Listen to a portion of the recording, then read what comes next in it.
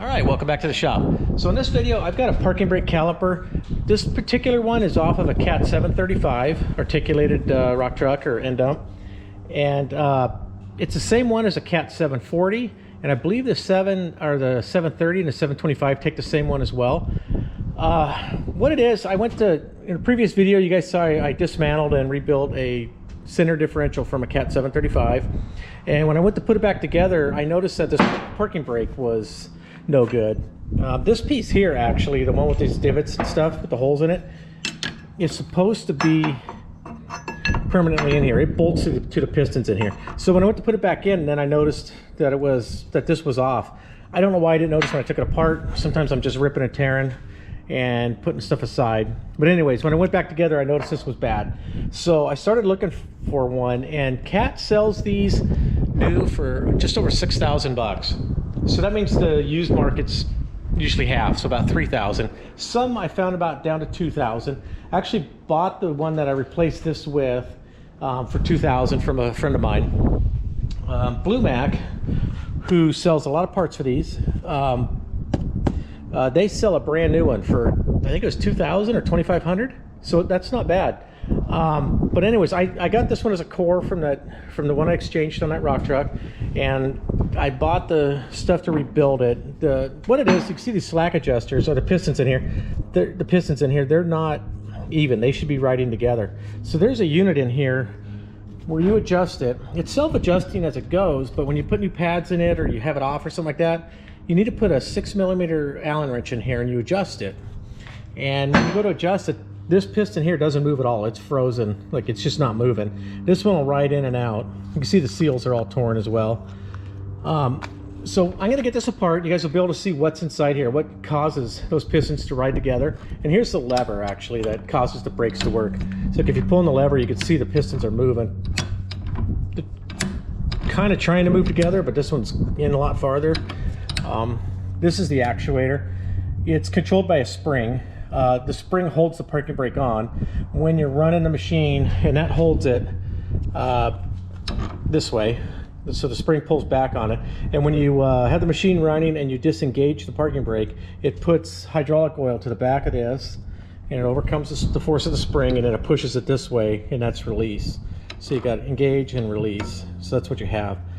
But anyways, and then here's the set of pads too. These are a used set of pads. But I'm gonna pull this back plate off, and I'll show you guys what's in here, and then we'll make sure I've got the right parts kit, because there's about 3 different parts kits, I believe, that you can find on Cat's site for just different parts of it.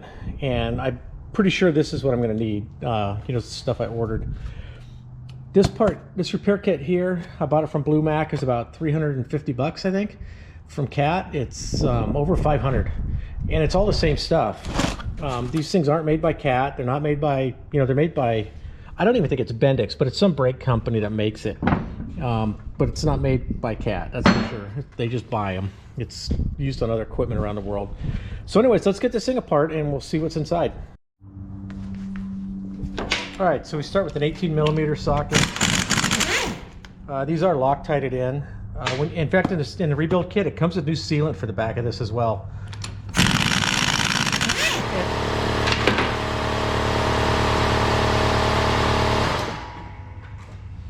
Turn that air compressor off. So it comes with new sealant for this back plate. It's like a liquid gasket maker, and it also comes with new bolts too that have Loctite on them. I believe they do. Let's actually pour this out real quick now that we're talking about it. So this is the gasket maker, that Loctite 510. It's a nice bottle of it actually. Comes with the new freeze plug. There's a freeze plug on the back side that you don't need to remove for what we're doing here. So I don't know why it comes with that, but comes with another one. Another freeze plug. Comes with that plate that I showed you that's supposed to be bolted on that was just laying in there. Comes with that. Comes with the seals for the shafts. Really nice seals actually. Here's the other seal. Then here's the bolts that hold this on. These Allen head bolts that hold this onto the pistons. What was it? Oh, right here. There's a roll pin here. I'm not sure what the roll pin's for. I don't know. We'll see. And then this is the adjuster. It's in this bag. This is actually the pistons and everything. This is what happens when you adjust it. It turns these, and these are the pistons that come out. And the seals will go on here, and these will bolt to this plate. So that's that whole drive unit inside there. So funny thing is, oh, here's a lock. Oh, it's O-ring sealant.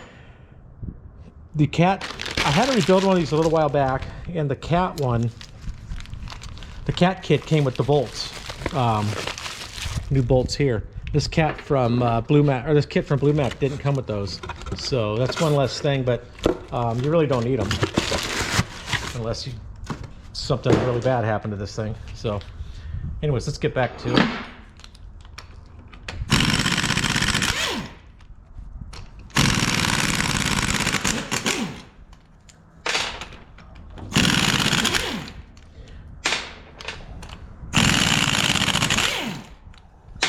And there is normally a plug right here. The plug for this one, when I took it off, it fell in the dirt and I didn't find it.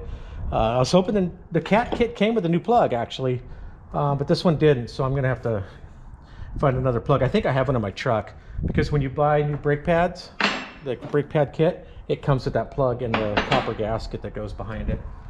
So actually, that's the freeze plug right there that this would replace if you have to change it. Looks like it comes with two different sizes. And you can see this red sealant. That's what this is going to be. So you just have to scrape all this off. See, it stays soft. You just have to scrape it all off, and then when you put it back together, you know, to clean it up. Okay, so this plate will come off, and that's what connects to these. So hopefully this plate's not broken. If it is, I'm going to have to get a hold of one of those plates. Yeah, it's a T40 Torx.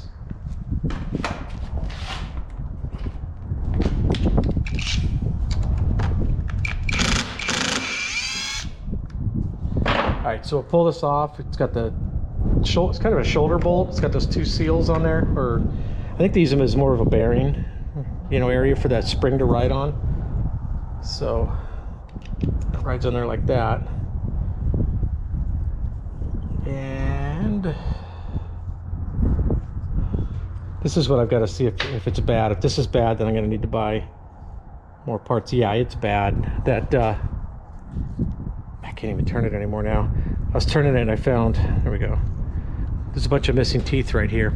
I thought this kit was going to contain this part. Apparently it didn't. So I got to go back to the book and get the part number for this so I can order this. All right, so welcome back to the second half of this video. Where I quit filming when I was taking this apart. I didn't have enough parts for it. I had ordered the kit that came with this part of the adjuster, and we got inside here and found out that the adjuster here was broken, that these spline were broken up, the gears were broken in here. So I had to order the other kit. There's a handful of kits that they sell for these things, and I ordered this from Blue Mac, and of course it was around Christmas time, and it took forever. I think it took me about 3 weeks to get this. So here's the kit that I got to replace that, and then here's the parts that we really needed. So right here, here's that adjuster.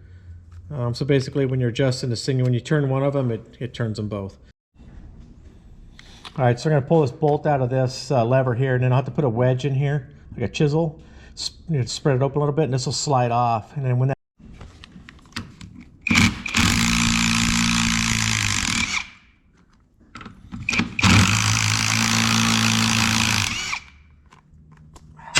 ooh, it's hot. All right, so I mentioned that this had 3 bolts in it. This one only has 2. The other one that I bought to replace his with, I had to rebuild it because it had a broken part in here. It had 3 bolts, so I don't know why they keep changing crap like this all the time. All right, let's see if we can get this thing off without messing up the gasket. Hopefully the gasket's there. Somebody was in here siliconing this thing. You never know what you're gonna find.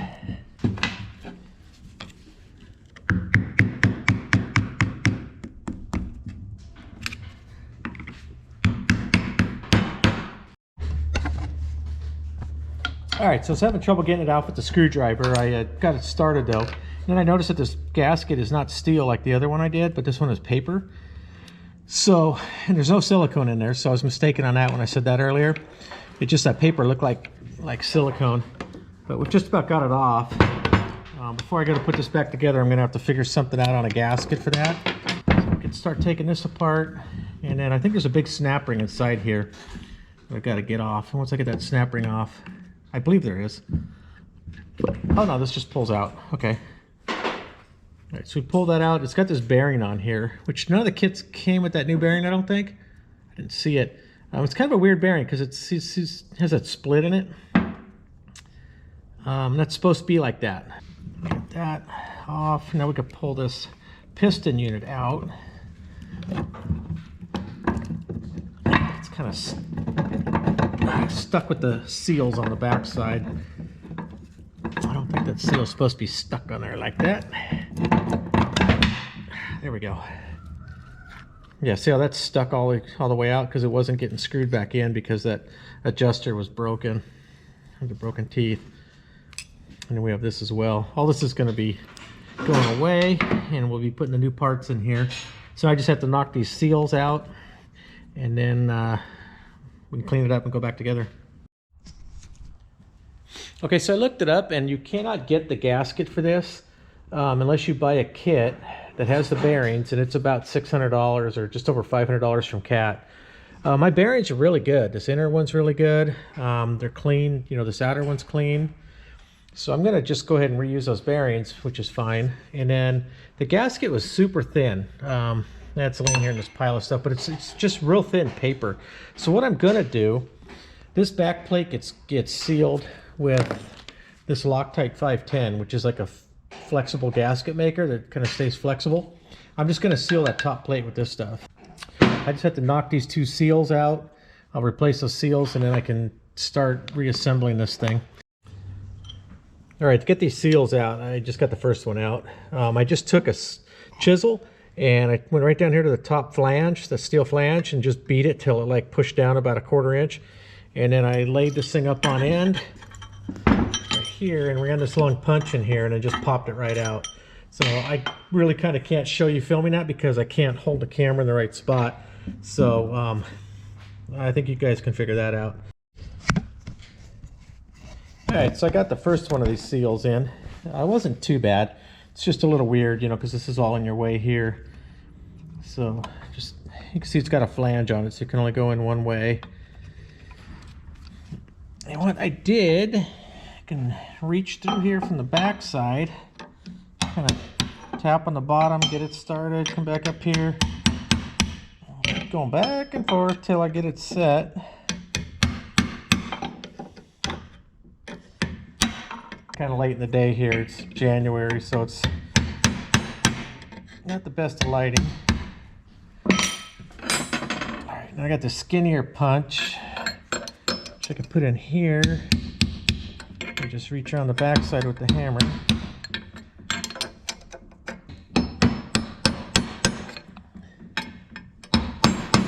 Yeah, that's in good there. So you can see both these seals are in. These are really nice seals. It's really nice, thick, kind of silicone. Okay, so the next part's going to be this unit here, which has the actual pistons on it. And in the first part of the video, I remember showing you guys that this was all put together backwards. They had it sitting there like that, and it was backwards. It's going to go like this. This side of the piston goes into the seals here, and the seals loop around these the end here, the side of the lip here. And then this adjuster, which one thing here too, I was messing around off camera. I put this together because this wasn't in it. So when you put this in here, this thing only turns one way. It's like a ratcheting mechanism because this thing's self-adjusting. It can turn back a little bit, I think, you know, so it can, you know, so it doesn't get bind up too tight. Okay, so I was just looking at this. I was hoping this was a lube. Because this is the sealant. Well, this is sealant too. Remember, I have two different kits. They both came with different types of containers, but it's the same stuff inside. I squirted some out and I could smell it and feel it and tell for sure that's what it is. So They do. So this one here doesn't have a grease cert up here. The newer version of this has a grease cert on here. And so you can grease this thing. It's not like you have to grease it every week or every day. I mean, you'd only grease this thing, oh my gosh, like once a year. Otherwise, where's it going to go? You know, you're just going to overfill this thing. So I'm just going to use this red grease here. And I'm going to lubricate up these pistons in here and then lube this stuff up. And it just kind of packs them in here as I assemble this. And that's just how I'm going to go on this one. Alright, so let's slide these out. Surprised they were dry like this. I really can't believe this wasn't just, you know, packed. Look at this. All right, let's get some grease on these gears. Get some of the bearing in there. Get these all lubed up. So it's going to slide in here. I want to make sure that I don't put this upside down. Okay, so this part's going to go like that. It's going to go down. Yeah, so that's the way it goes. So this goes up on the higher side there. That's where it's going to go, because that's what this is going to sit like this. Okay, I just want to make sure I get that right. All right, let's get some grease on here. Slide this. Doesn't seem right.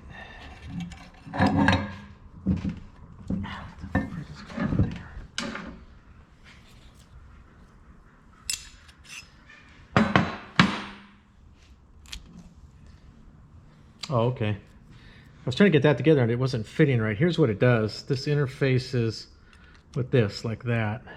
See those notches? They go in there into that cam. Get those out of the way. So we're going to slide. This is going to go in here. Get some dirt off my hands. I'm going to slide this in here. And then we've got to drop this cam in there. Just be careful with that bearing when we go back together with that. Oh, come on, baby.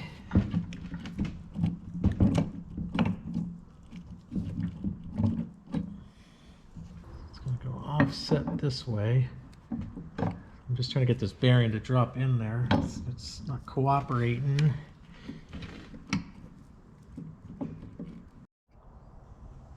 All right, so I've got both the roll pins in here, and then I decided, I was talking earlier about if I was going to put this plate on next or hook this stuff up on next or whatever, but this does need to go next because those roll pins, the way that they line up with this. So this is going to go up against here, and these roll pins are going to go in the holes, and then I can put those Allen bolts in there and tighten those up. So I'll put some Loctite on those and tighten them up, and then I can go ahead and start assembling this end of it. The bottle's getting kind of low and it's kind of cold, so it's, oh, there we go, got it right out. Get that one started. Get that one started. And then you just got to be mindful and make sure that you have those roll pins in the right place, and that'll keep the adjusters working. Because if and when that roll pin breaks, then if this bolt ever comes loose, then you can have problems with it. You know, where the adjuster's not going to work, because it's going to rotate that whole shaft rather than extending it and you know, causing it to stay in adjustment. All right, let me get an Allen wrench for that. There we go. So we'll run those in, and then definitely want the Loctite on there.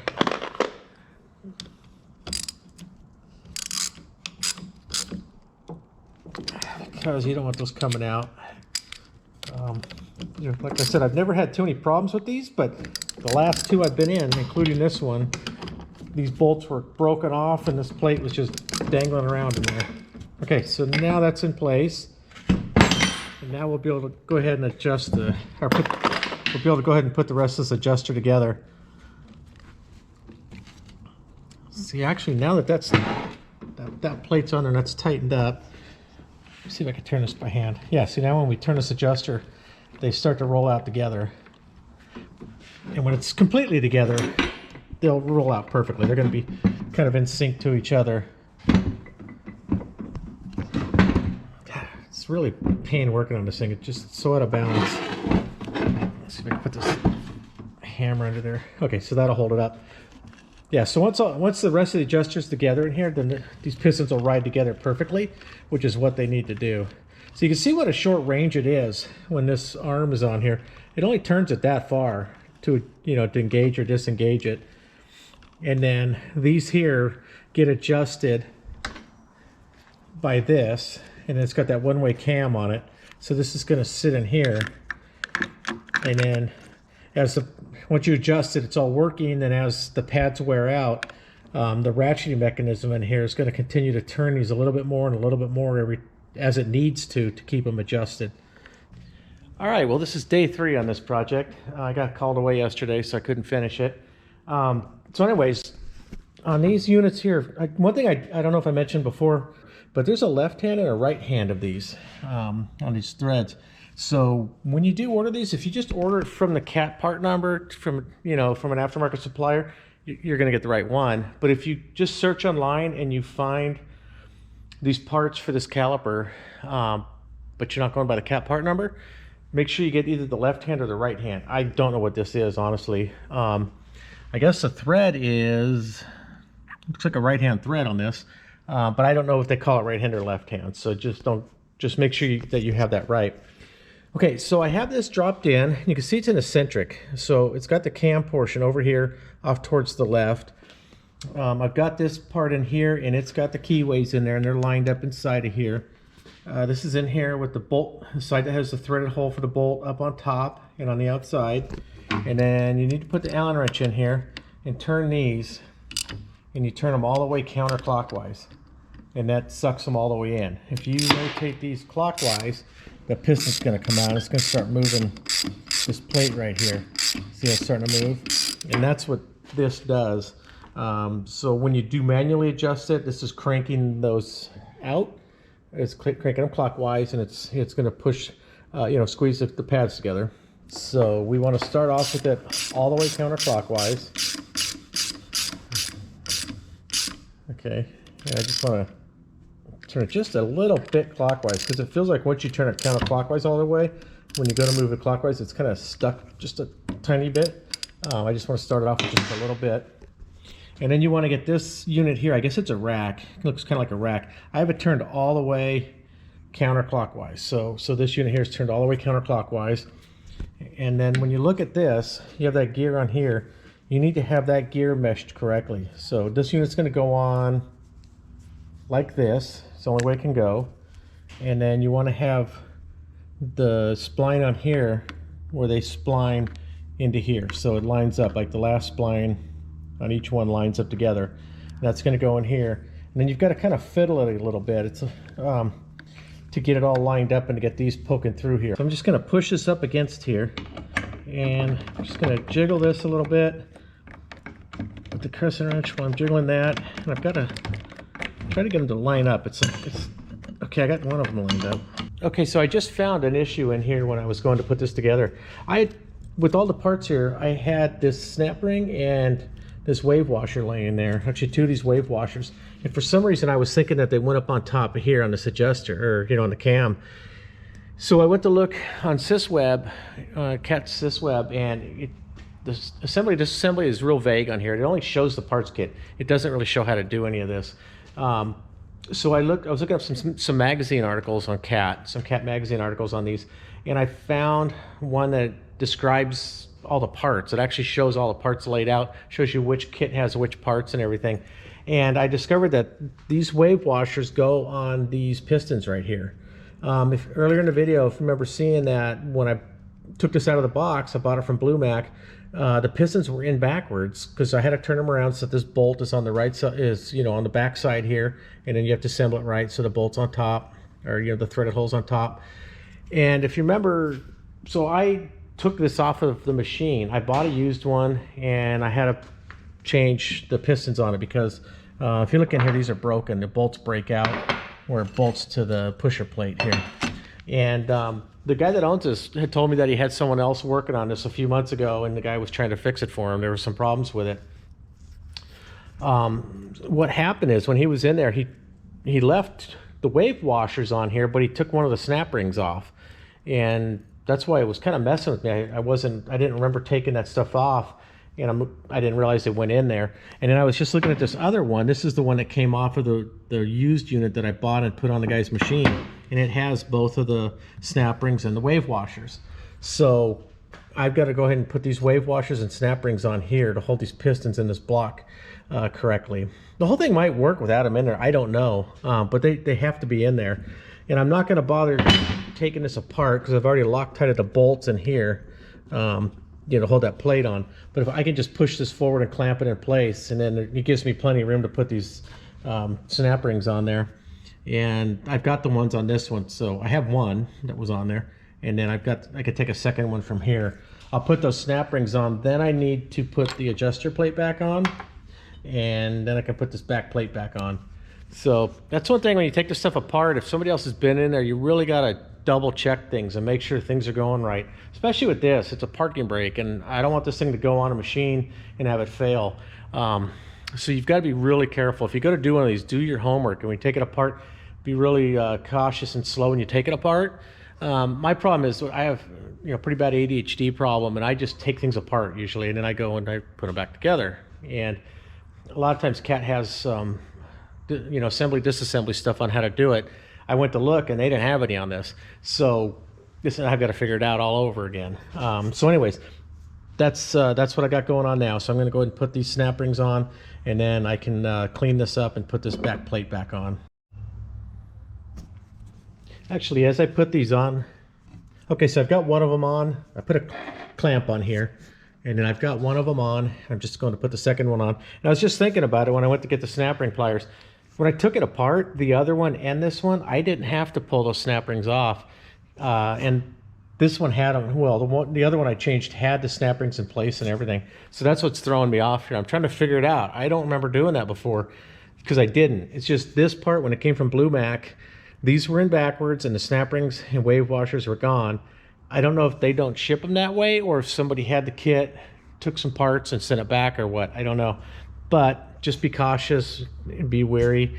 You know, always double check your parts. Make sure your parts, you know, are assembled correctly, even though you're buying them new. All right, so just slide that wave washer into place. All right, get the snap ring on there.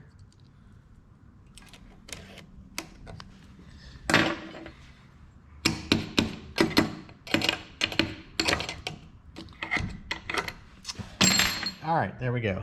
They're both in there now. So that's good. It's a good thing I caught that. There we go. Yeah, that snapped in there a lot better. That's probably why I had trouble getting this to go into place before, because these pistons were actually pushing, they were sliding, and they shouldn't have been. They should have been locked into that cast housing so that they couldn't move. All right, then we'll get this on here. Spring. There we go.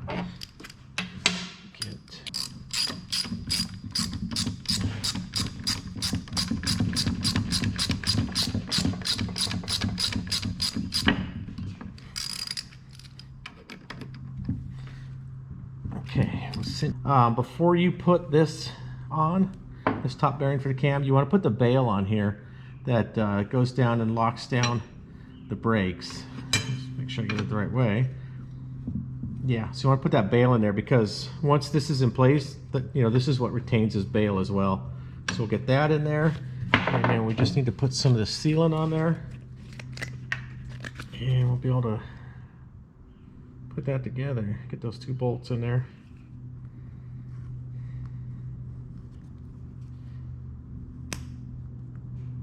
All right, don't need too much of this. Just want to a decent thin coat. It's cool stuff. It's a cool shade of purple. All right, and then this is going to go in like that. It's got this one corner that's missing, and that goes over here towards that bail. You know, make sure that all the, let's see, where's my grease?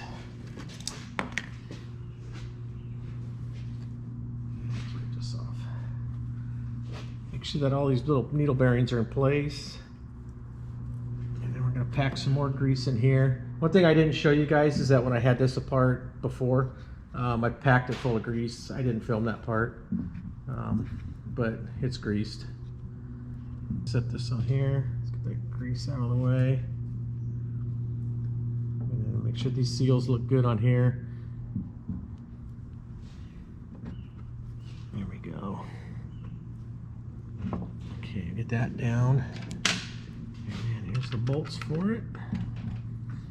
Take either a 1/2 inch or a 13 millimeter. Depends on what kind of tools you like to use.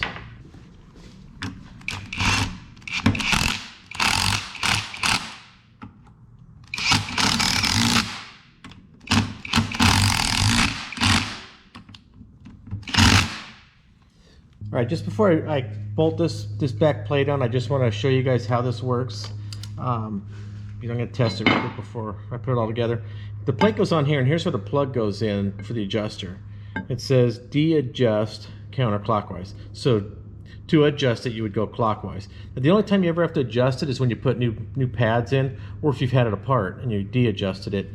So when you go to adjust it, you're going to turn it clockwise, and if you watch, when I turn this one's going to turn as well, and they work together. And when you do adjust it, you're actually going to, you're going to crank it down until the pads, snap down on the rotor. Then you're going to back it off to the specs that Cat says. I'd have to look them up. I don't know what the specs are offhand. But when you go to back it off, you're going to feel resistance. You're going to feel it clicking like that. I don't know if that comes through in the camera, but that's because it's got a one-way adjuster, right? So every time you use the brake, not every time you use the brake, but whenever it needs to adjust, it turns itself, but then it can't back itself off. It can only adjust itself tighter. It can't adjust itself looser. So right now that's backed off all the way. And then let me set this down on the tripod here, the camera, and I will show you how this goes. So let me actually get this, I'm gonna lay this down, get some leverage on it. And let me turn this, see if I can do without hitting my elbow on the vise. And that's how that works. So you have the linkage on there. It's either on or off when the machine engages it, right? It's engaged by a spring, so if the machine shuts off, there's no pressure, the spring engages it, and that adjuster pulls it this way, that's all it moves, and then that locks it up. And then when you release the parking brake, with the hydraulics on the machine, it puts hydraulics to that ram and it disengages it, and it turns it back like that. So it's engaged and disengaged, engaged, disengaged, and that's it. This bail on here, it's what holds your brake pads in place. They have, let me find one over here. They've got this little kind of spring thing on top, and they'll sit in here. There's a couple spacers that go in here. There's a spacer behind this one, a spacer behind that one, and then when this bail goes down, it just kind of holds all this together. So it's pretty simple. That's how that goes. So we flip this back up, get my stand back in there, and I've got it greased up good. The top's tightened up, so now all I need to do is I'm just going to clean this up with some starting fluid, just to dry it up. I'll scrape this down, and then I'll put some of that sealant on that I used on this top piece, and then I'll bolt this on, and I'll put the new plug in here, and this thing will be ready to go.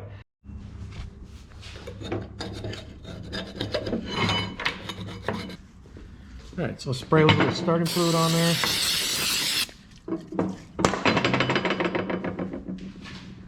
Get a clean rag. We'll wipe this off. I know a lot of guys use brake clean for stuff like this. I don't like brake clean. It smells, it hurts your hands if you have cuts on your hands, and I don't think it cleans that well. You clean stuff off with starting fluid, it leaves it dry, like it gets all the oil off, and it's a really good clean dry surface.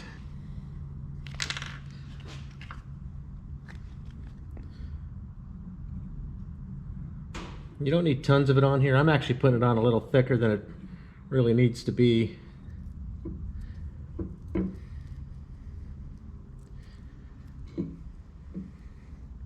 Alright, that part's ready to go.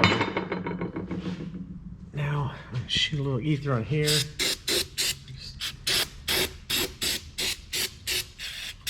Be a little careful so I don't spray it inside there and have it kind of dissolve my grease inside. When you get the kit from Caterpillar, the bolts come with Loctite on them. These ones that came with this kit from Blue Mac, they don't have sealant on them, or they don't have Loctite on them. But I'm going to go ahead and put Loctite on them just to make sure they stay in there. Whenever you deal with brakes on something, you always want to Loctite the bolts that matter. If it's a bolt that, when it comes off, it could hurt somebody, cause the machine not to work right and hurt somebody, then you definitely want to make sure that you put Loctite on those bolts. You don't need a ton of Loctite, just enough. That's actually too much right there.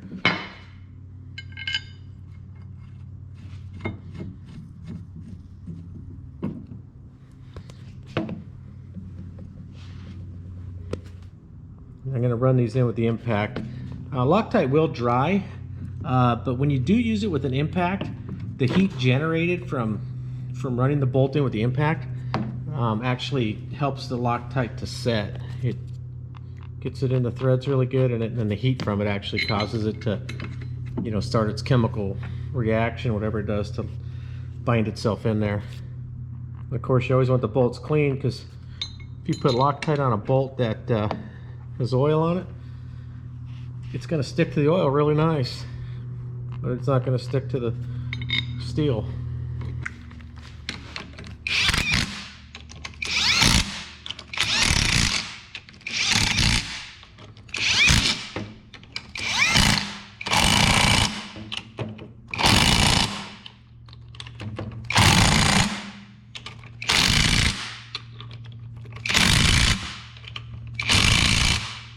Alright, so that's back on. It's sealed, it's tight, it's Loctited. This is sealed. It doesn't need Loctite on these small bolts to hold that bearing plate on. That's good enough right there. Let's try a couple things real quick. We'll just test this to make sure that the adjuster works. Yep, feels good. The pistons are moving. We'll back it off. And we'll back that off all the way. And then let's get the crescent wrench on here one more time. We'll make sure this thing engages. Yep. Yeah, everything works good. It works smooth. So anyways, thanks for watching. Thank you for your patience. A lot of times when I do videos like this, well, usually it's something I've done before. I've messed with these a little bit, and I changed that one section in the one, you know, a little while back, but I haven't fully rebuilt one before like this. So usually I cut out the mistakes, I cut out the bad things, so you guys just see the proper way to do it. You see me take it apart, you see me put it back together. This one here, you're going to see me screw around with a little bit, because I'm kind of learning as I go when I rebuild this thing. And just remember, if you go to rebuild something like this, make sure you know what you're doing, make sure you're getting it right. Don't rebuild something like this and do it half-assed, like actually the guy who did this last time, because this thing, the way the pistons were working, the one piston was stuck. The adjuster was stuck, and it was only riding part way on the pad, and the pad was wore all weird, and it was holding the machine but not right. It wasn't holding it good enough. And this machine weighs it's about what, 78,000 or 82,000 pounds or something like that empty. And then when you load it, you've got another well, this came out of a 35 ton, but it also goes on a 40 ton. You've got another 80,000 pounds of material in there, so you've got 160,000 pounds. This is all that's holding that machine from rolling away. And like when we get on MSHA jobs, and a lot of construction jobs, they'll do this too. We'll park them in a ditch so that they don't just roll away in the middle of the night or whatever. But there's a lot of times they just park these in line with the scrapers. They park them wherever. And if this fails and that machine rolls away, you can kill some kids, if they're playing around the machine on the weekend or whatever. I mean, it thing can roll down and go through a fence and hit the highway or something like that. I don't know. So always make sure you know what you're doing when you rebuild something like this. Don't take my word for it on how to do it. Make sure you do it right. That's all I want to say. So anyways, thank you for watching. I really appreciate you guys watching. We had a great year last year, picked up a ton of new subs. I think we're up to like 27,000 subs now. It's really cool. It's good to see you guys watching this stuff. Please comment and hit that like button, because the commenting really helps out with the algorithm. I try to respond back. If it's a comment that doesn't really deserve or need an answer, I kind of don't bother. Sometimes I'll just say thank you. But when you guys comment and you say stuff, I'll answer back, unless you're just trying to ridicule me or something like that. Then I don't bother. But hit that like button and share the videos with somebody, please. And thank you for watching. Well, I guess it's a good place for some bloopers, Dad. Some bloopers at the end. I put this bail on wrong. I thought it went this way. It goes across this way. So that's one more thing about watching the details. I just stuffed all this stuff in here, including this old piece here, just to tighten it up to keep it in place. And now I've got to pull this back off so I can put the bail on correctly. Oh well. Have a good day.